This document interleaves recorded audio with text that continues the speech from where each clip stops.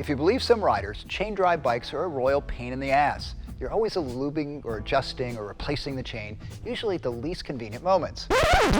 Yeah, that's nonsense, as we'll see in a minute. Hi, this is Mark Cook with Twisted Throttle. Now, if you're new here, check out our website at the link below and shop for accessories that are made specifically for your bike. Now, while you're here, leave us a like on the video and subscribe to our channel for updates on future product, as well as more motorcycle content. Okay, so motorcycle chains aren't the constant maintenance headache people say they are. Modern materials and O-ring construction means chains are more durable than ever. Now, they're both reliable and lightweight, and they permit you to change gearing inexpensively. Try that with a shaft drive. So most of the discussion around chains has to do with maintenance. Things like these. How often should I lube the chain? How often should I clean the chain? How often should I have to adjust the chain? And how do I know when to replace the chain? Now, most manufacturers recommend lubing the chain every 600 to 1,000 miles, but this will be highly variable depending on where you ride and what the typical weather conditions are for you. Now, the quality of the chain and even some bike variables enter into this, so there's really no one good answer.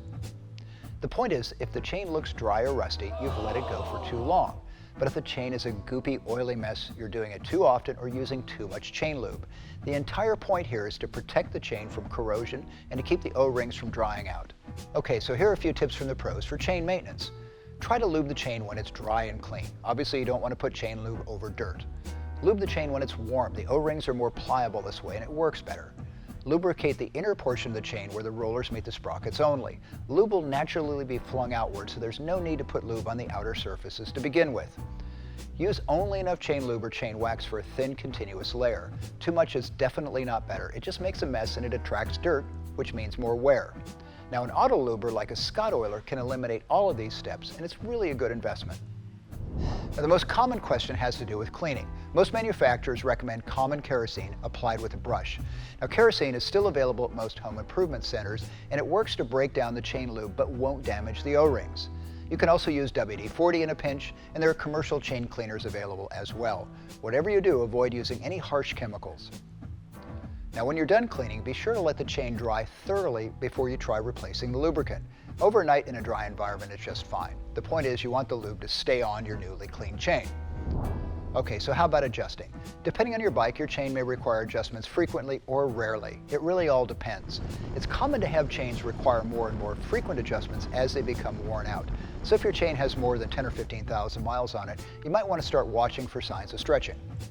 Now, always follow the manufacturer's recommendations for chain slack. If you have a range to work with, and most bikes give you this, stick to the looser end of the range. It's a little bit easier on the chain and sprocket and the engine.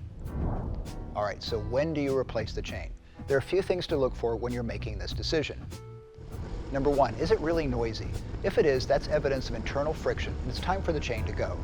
Number two, are there kinked links? These are links that don't fall in line with the rest of the chain when it's at rest. Number three, is it rusty? It's pretty obvious, time to go. And number four, you can use the factory spec for distance between the pins, which is the most accurate way to determine chain stretch. Beyond a certain amount of that, you definitely want to replace the chain. There's also another popular way to do that, which is to pull the chain from the rear sprocket. Supposedly, if you can see half a tooth, the chain is worn enough to be replaced. Okay, so those are the basics.